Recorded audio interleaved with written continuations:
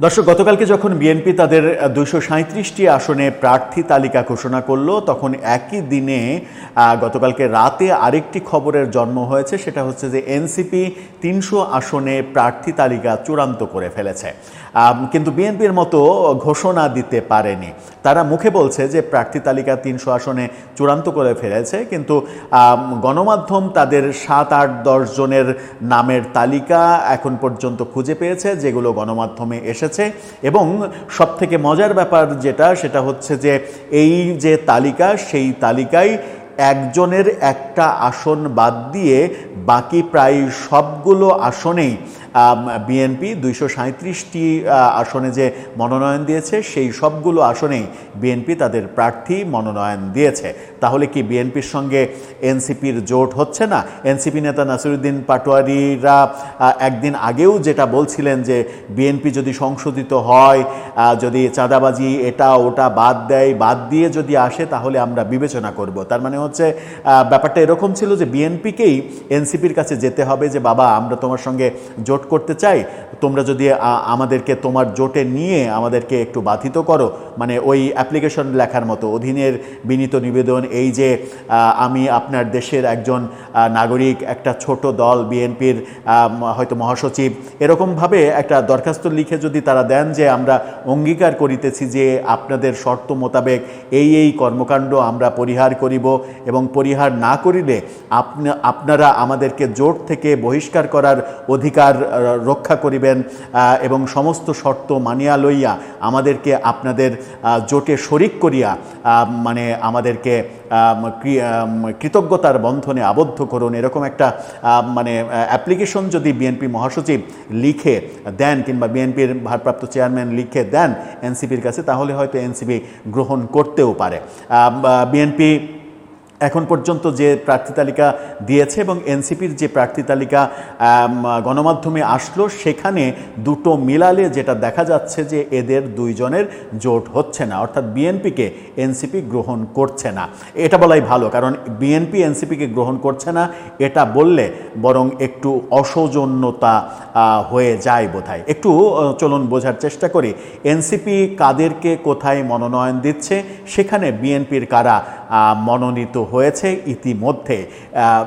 সেই ক্ষেত্রে বিএনপি কি সেই আসনগুলোর প্রার্থী চেঞ্জ করে এনসিপি নেতাদের মনোনয়ন দেবেন?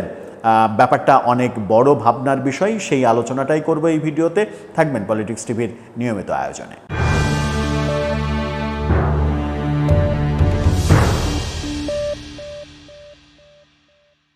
দর্শক, বলছিলাম গতকালকে বিএনপির প্রার্থী তালিকা ঘোষণা করা হয়েছে। সবার আগে প্রার্থী তালিকা চূড়ান্ত করেছে জামাত ইসলাম। তারা একেবারে ফার্স্ট বয়, তাদের নির্বাচনী প্রস্তুতি আমার মনে হয় সব থেকে বেশি ভালো। তৃতীয় দল হিসেবে এনসিপিকে দেখলাম যে প্রার্থী তালিকা চূড়ান্ত করতে শুরু করেছে। তারা বলছে 300 আসনে চূড়ান্ত করে ফেলেছে, কিন্তু আমরা 8-10 জনের একটা ধারণা গণমাধ্যম থেকে পাচ্ছি। গণমাধ্যম এখন টেলিভিশনের শিরোনামটা দেখলেই বুঝতে পারবেন যে এনসিপির কিছু আসনে প্রার্থী চূড়ান্ত, নাহিদ পাটোয়ারিরা লড়ছেন যে আসনে। বিভিন্ন গণমাধ্যম আবার বিভিন্ন রকমের শিরোনাম করছে। কেউ বলছে যে এনসিপির 300 আসনের প্রার্থী চূড়ান্ত, বিস্তারিত আসছে। বিস্তারিত কবে আসবে জানি না, তবে আসছে, এরকম নিউজও অনেক গণমাধ্যম করেছে। গণমাধ্যমের নিউজে যেটা বলা হচ্ছে যে বেশ কয়েকটি সংসদীয় আসনে প্রার্থী চূড়ান্ত করেছে জাতীয় নাগরিক পার্টি এনসিপি। এর মধ্যে দলটির আহ্বায়ক নাহিদ ইসলাম, সদস্য সচিব আক্তার হোসেন, মুখ্য সমন্বয়ক নাসিরুদ্দিন পাটোয়ারি, যুগ্ম আহ্বায়ক সরোয়ার তুষার, উত্তরাঞ্চলের মুখ্য সংগঠক সার্জিস আলমের সংসদীয় আসনের নাম এনসিপি সূত্রে জানা গেছে। এছাড়া অন্যান্য সূত্রেও জানা গেছে। নাম প্রকাশে অনিচ্ছুক এনসিপির শীর্ষস্থানীয় নেতা এখন টিভিকে জানিয়েছেন যে আসন্ন জাতীয় সংসদ নির্বাচনে সেগুলো ছাড়াও, ওই নামগুলো ছাড়াও যেগুলোর নাম আসছে সেটা হচ্ছে যে ডাক্তার তাসনিম জারা, হাসনাত আবদুল্লাহ, হান্নান মাসুদ, তারপরে হচ্ছে জ্যেষ্ঠ যুগ্ম আহ্বায়ক আরিফুল ইসলাম আদিব। তারা কোন কোন আসনে নির্বাচন করবেন এগুলো জানা গেছে, গণমাধ্যম সেগুলো নিশ্চিত করছে।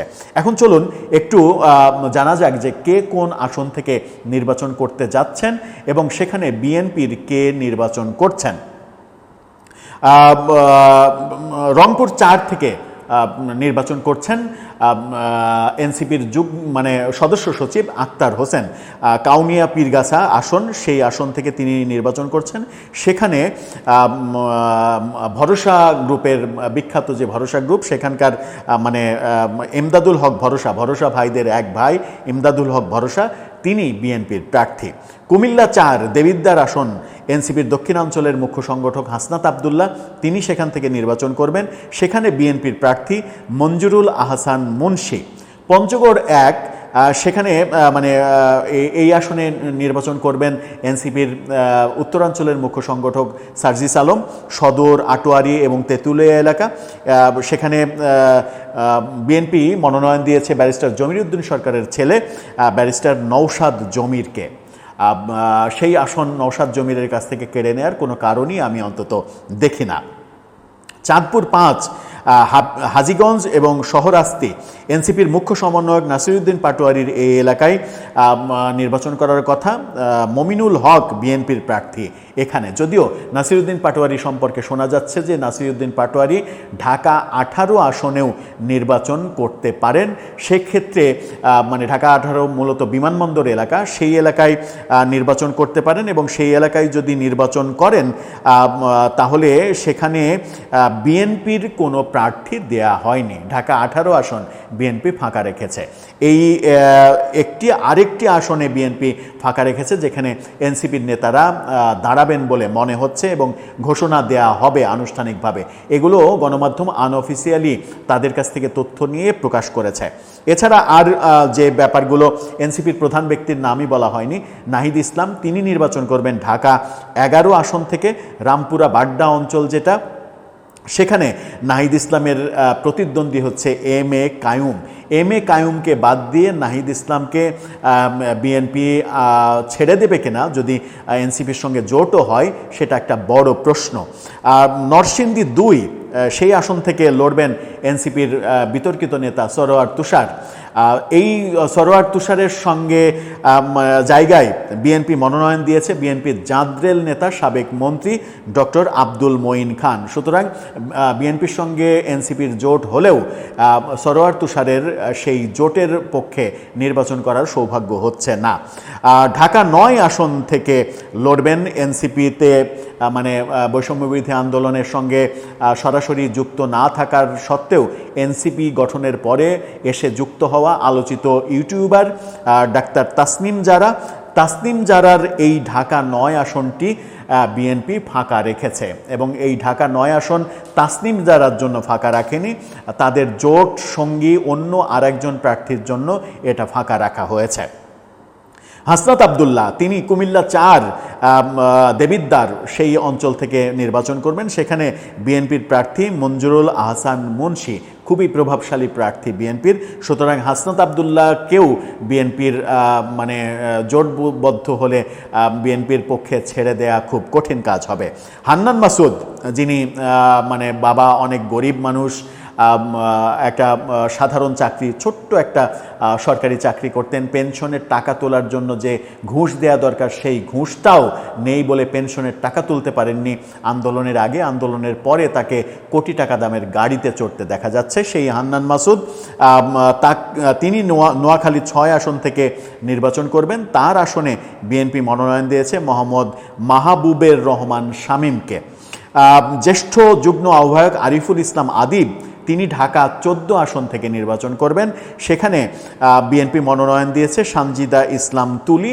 এই মনোনয়ন বাতিল জীবনেও হবে না, কারণ ইনি বিএনপির কর্মী না, ইনাকে অন্য কারণে অ্যাক্টিভিজমের কারণে মনোনয়ন দেওয়া হয়েছে। সুতরাং এই মনোনয়ন বাতিল হবে না। সুতরাং আদিবেরও বিএনপির সঙ্গে জোট হলে জোটবদ্ধ সুবিধা পাওয়ার কোনো সম্ভাবনা দেখছি না। এদিকে এই অবস্থা যখন, অর্থাৎ এনসিপির শীর্ষ নেতাদের নাসিরউদ্দিন পাটোয়ারি যদি ঢাকা 18 থেকে নির্বাচন করেন তাহলে সেই আসনটা বিএনপির ফাঁকা রয়েছে এবং তাসনিম জারার ঢাকা 9 সেই আসনটা ফাঁকা রয়েছে। এই দুটো আসন বিএনপি চাইলে তাদের দুইজনের জন্য কিংবা এনসিপির অন্য নেতাদের জন্য হয়তো ছেড়ে দিতে পারে। তবে অনেকেই বলেন যে ঢাকা 10 আসনটা বিএনপি ফাঁকা রেখেছে আসিফ মাহমুদ সজীব ভুঁইয়ার জন্য। ঢাকার আরেকটা আসনও তারা তারা ফাঁকা রেখেছে। যদি মাহফুজ আলম লক্ষ্মীপুরে নির্বাচন না করে ঢাকা থেকে নির্বাচন করতে চান, সেই ক্ষেত্রে তাকেও ছাড়তে পারে বিএনপি।